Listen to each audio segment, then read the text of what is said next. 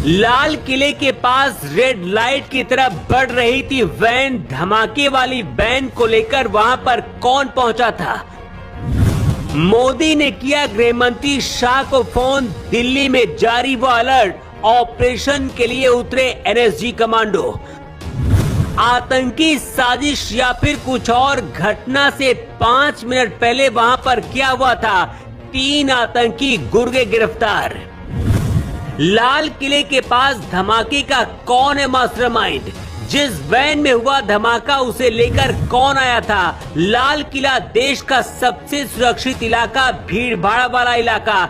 24 घंटे यहाँ पर सीसीटीवी कैमरे लगे रहते हैं। इसी दौरान एक वैन लाल किले के पास रेड लाइट की तरफ बढ़ती है और अचानक इतना बड़ा ब्लास्ट होता है जिससे मंजर बदल जाता है।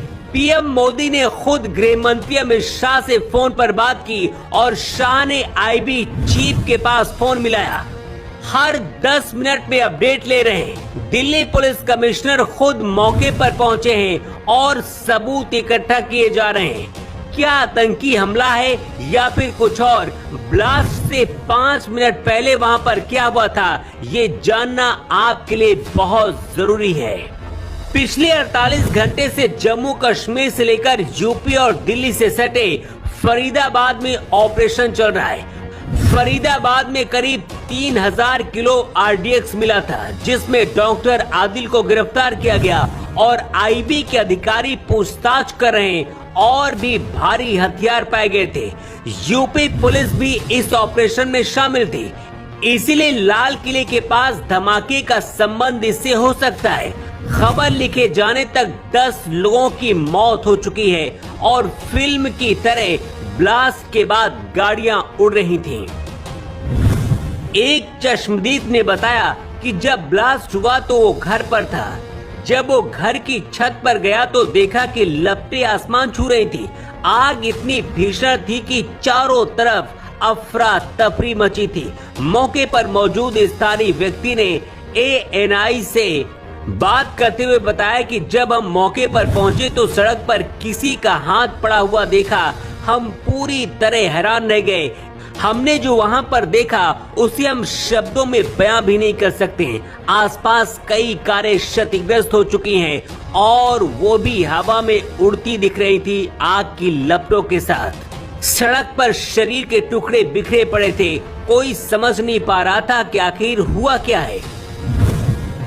NIA की टीम ऐसे मामले में एक्सपर्ट होती है और उन्हें पता होता है कि ऐसे हालातों में क्या होता है और क्या किया जाना चाहिए।